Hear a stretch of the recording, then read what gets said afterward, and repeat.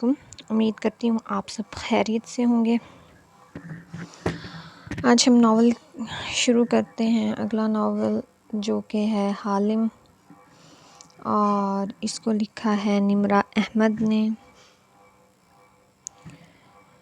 کہانی کا آغاز کچھ اس طرح سے ہوتا ہے۔ اس کے 13 چیپٹرز ہیں، 13 چیپٹرز ہیں۔ باب اول، گدلے پانیوں کا سنگم۔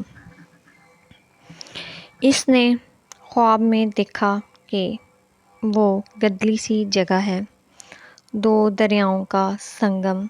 بارش تڑا تڑ برس رہی ہے۔ کیچڑ میں کھلے آسمان تلے 2 لوگ کھڑے ہیں۔ ایک سنہرے بالوں والی لڑکی ہے۔ بارش نے اس کو بھگو دیا ہے۔ اس کے بال گیلے ہو کر گالوں سے چپک گئے ہیں اور وہ گردن اٹھائے اوپر دیکھ رہی ہے۔ آسمانوں کے پار جہانوں کو۔ سامنے ایک آدمی کھڑا ہے۔ کیچڑ سے اس کے پیر لت پت ہیں۔ وہ دراز قد اور سرتی بازوؤں والا ہے۔ اس کے گیلے بال ماتھے پہ بکھرے ہیں۔ وہ اپنے گریبان پہ ہاتھ ڈالتا ہے اور ٹائی نوچ کے اتارتا ہے۔ پھر وہ آستینیں موڑتا ہے پیچھے اور پیچھے۔ لڑکی ابھی تک اوپر دیکھ رہی ہے۔ آدمی جھکتا ہے، کیچڑ سے مٹھی بھرتا ہے، سیدھا کھڑا ہوتا ہے، مٹھی لڑکی کی طرف بڑھاتا ہے۔ میرے ساتھ رہو، ہم دونوں کو ایک دوسرے کی ضرورت ہے۔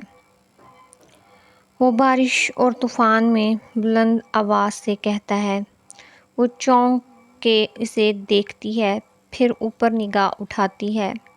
دور آسمان پہ ایک پرندہ اڑتا ہوا آ رہا ہے۔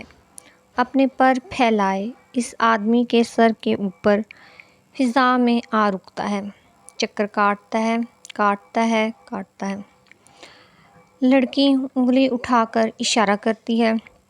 الفاظ اس کے لبوں سے نہیں نکل پاتے، مگر وہ ہونٹ ہلا کر کہتی بے آواز، وہ دیکھو۔ آدمی مٹھی بڑھائے ہنوز کھڑا رہتا ہے۔ اس کی مٹھی میں کیچڑ ہے اور کیچڑ میں دھمکتی ایک سونے کی چابی ہے۔ میرے ساتھ رہو، میرے ساتھ رہو، وہ ہنوز کہہ رہا ہے۔ پرندہ ان کے سر پر چکر کاٹ رہا ہے، سنہرے اور سرخ رنگ کا پرندہ، عقاب جیسا، نیلے ہیروں جیسی آنکھوں والا پرندہ۔ ایک جھٹکے سے حالم کی آنکھ کھلی۔ کوالالمپور جزیروں کے ملک ملائیشیا کا سب سے مشہور شہر ہے، مختلف تہذیبوں اور ادیان کا مرکز۔ یہاں مسلمانوں کی اکثریت تھی۔ سمندر اور اونچے پہاڑ، سبزہ اور کھلے باغات، وہ جنت کے تصور جیسا خوبصورت شہر تھا۔ اور اس صبح وہ معمول کے مطابق آوازوں، شور اور بے فکر قہقہوں سے گونج رہا تھا۔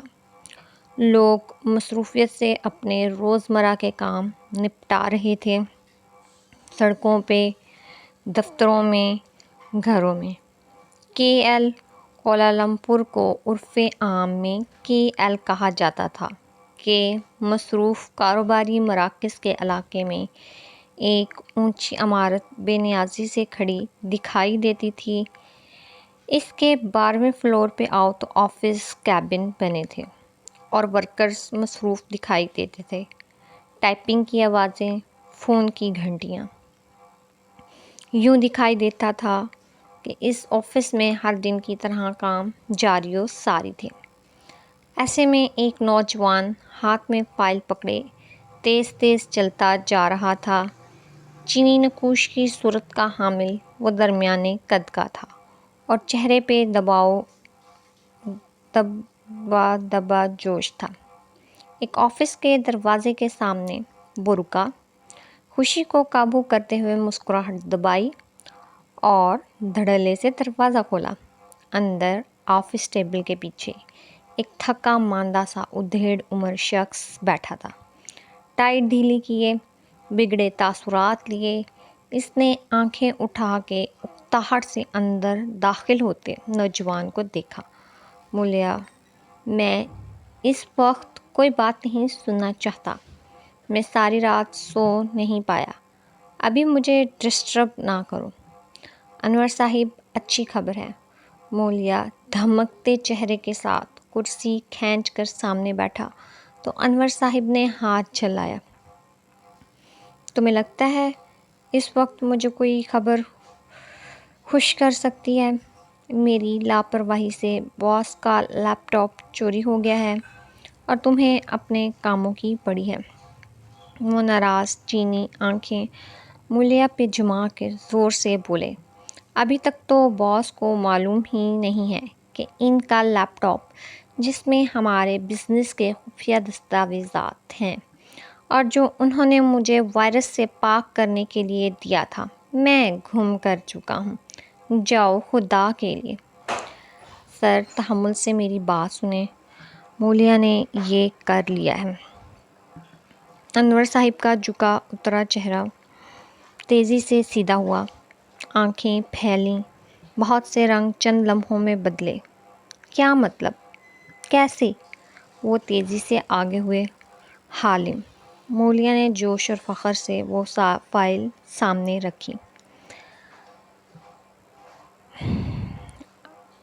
انور صاحب نے چونک کے اسے دیکھا، پھر سیاہ فائل کو۔ تم نے حالم کو ہائر کیا؟ ان کی آواز سرگوشی میں بدل گئی، دلچسپ سرگوشی میں۔ آنکھوں میں چمک ابھری۔ جی، مولیا نے رات کو ہی اسے کال کر دی تھی اور صبح تک اس نے سارا کھوج لگا لیا ہے۔ اتنی جلدی؟ ان کو خوشگوار سی بے یقینی ہوئی۔ وہ حالم ہے سر۔ حالم یعنی خواب دیکھنے والا، مگر خواب وہ ہمارے پورے کرتا ہے۔ ہم جیسے لوگ پولیس کے پاس جا نہیں سکتے، کیونکہ پولیس لیپ ٹاپ کو ایویڈنس میں شامل کر کے اسے دیکھے گی ضرور، اور ہمارے کارپوریٹ سیکریٹریز کمپرومائز ہو جائیں گے اور باس کو بھی علم ہو جائے گا۔ اس لیے ہمارے پاس حالم جیسے پرائیویٹ اسکیم انویسٹیگیٹر سے اچھا کوئی آپشن نہیں تھا۔ تم نے بہت اچھا کیا۔ حیرت ہے مجھے اس کا خیال کیوں نہیں آیا، حالانکہ کتنے کام کروا چکے ہیں ہم پچھلے چند ماہ میں اس سے۔ وہ تھکان سے پہلی دفعہ مسکرائے، پھر خیال آنے پہ پوچھا، کیسا ہے وہ اب؟ ویسا ہی نخریلا، مغرور اور موڈی ہے تو ویسا ہی، کتنی منتیں کرنی پڑتی ہیں اس کی، پھر کام کرنے کی حامی بھرتا ہے، لیکن ایک دفعہ ذمہ داری اٹھا لے تو کام کر کے دم لیتا ہے۔ ایسے ہی تو وہ KL کی بلیک مارکیٹ کا سب سے ذہین اور شاطر انویسٹیگیٹر نہیں ہے سر، اس کی ذہانت۔ اچھا، اب کام کی طرف آؤ۔ انہوں نے بیداری سے ٹوکا تو مولیا کی زبان کو قفل لگا، پھر کھجل سے مسکرا کے بولا، اچھا یہ دیکھیں، اس نے لیپ ٹاپ کو ٹریس کر لیا ہے۔ اس وقت ہمارا لیپ ٹاپ اس ایڈریس پہ موجود ہے۔ مولیا نے فائل کھول کے اس پہ ایک جگہ دستک دی۔ انور صاحب آگے جھکے، اینک ناک پہ جمائی اور غور سے پڑھا۔ یہ تو کسی کے گھر کا پتہ لگ رہا ہے، مگر یہ کون؟ ایک منٹ۔ انہوں نے چونک کر آنکھیں اٹھائی، مگر رنگ فاق ہوا۔ امید کرتی ہوں آج کی سٹوری آپ کو پسند آئی ہوگی۔